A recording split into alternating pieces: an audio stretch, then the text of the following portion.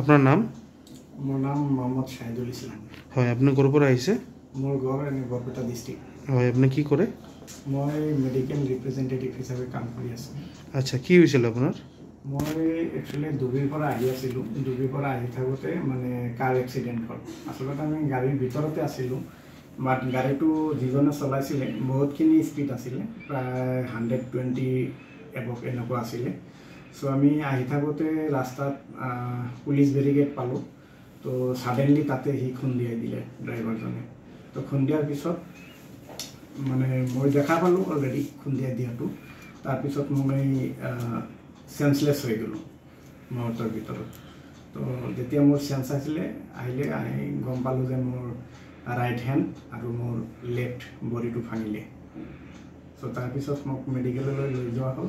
তাৰ পৰা মই বৰপেটা মেডিকেল কলেজৰ পৰা মোক GMC ট্ৰেন্সফাৰ দিছিলে, কিন্তু মোৰ ফ্ৰেণ্ড 2-3জনে ছাজেশ্যন কৰিলে ডক্টৰ জয়দীপ ছাৰৰ কথা। তাৰপিছত ছাৰৰ ওচৰত মই আহি কেনে ছাৰে মোক অপাৰেশ্যন কৰিলে। বৰ্তমান মোটামুটি মোৰ 2.5 মাহমান হ'ল।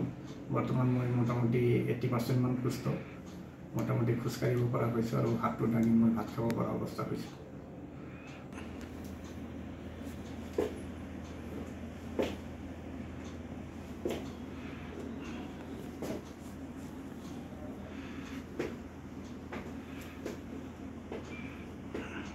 আগত আহক।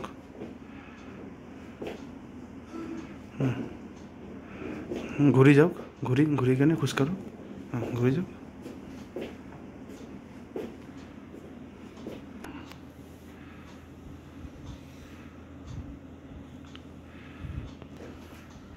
আমার পেশেন্ট শাহিদুল ইসলাম, তার মেজর পলিট্রমা হয়েছে, ফ্র্যাকচার হিউমারাস আছে, মানে বাহু হাড় ভাঙিছে, প্লাস লেগ মানে টিবিয়ার ফ্র্যাকচার হয়েছে।